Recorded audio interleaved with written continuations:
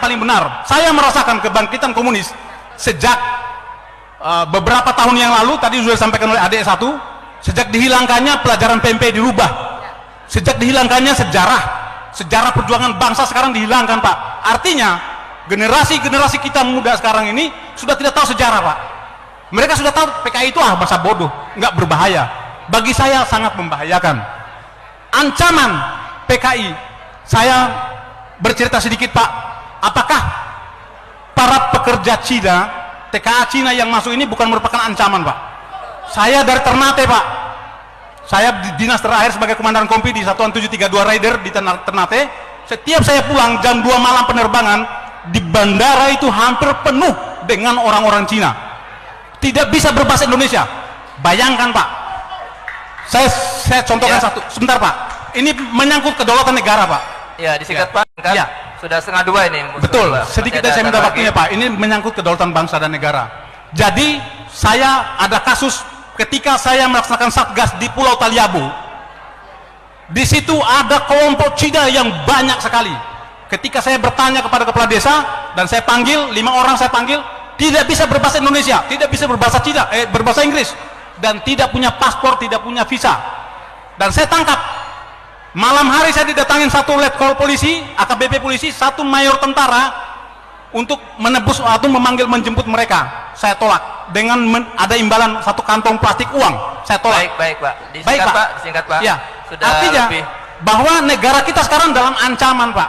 Negara kita dalam ancaman. Jadi saya mohon harus ada ketegasan dari pemerintah, baik Bapak Fadli, mungkin dibikin dalam bentuk TAP MPR agar komunis itu tidak boleh berkembang di negara ini. Ya. Saya sendiri membentuk organisasi Cerdas Sumatera ini terpanggil, ini panggilan jiwa dan bentuk kecintaan saya terhadap bangsa dan negara. Di mana kita melihat sekarang semangat juang patriotisme yang dimiliki oleh warga negara Indonesia saat ini sudah sangat pudar.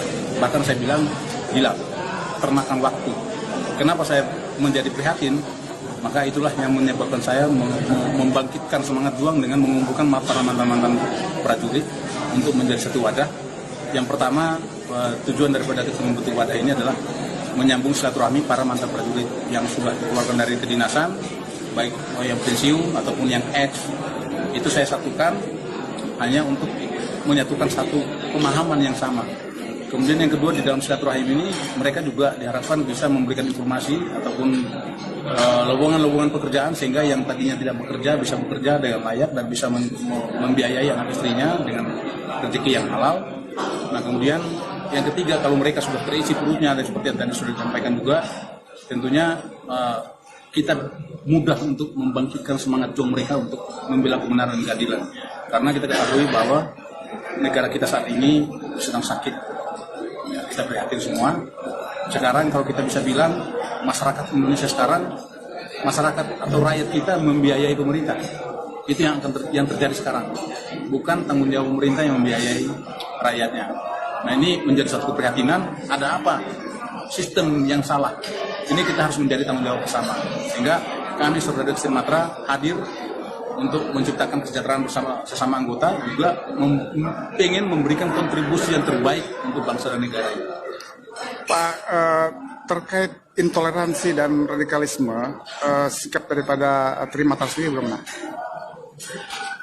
Pada prinsipnya, politik kami tidak berpolitik, tetapi kami politiknya adalah politik negara, sama dengan doktrinnya Tentara Nasional Indonesia.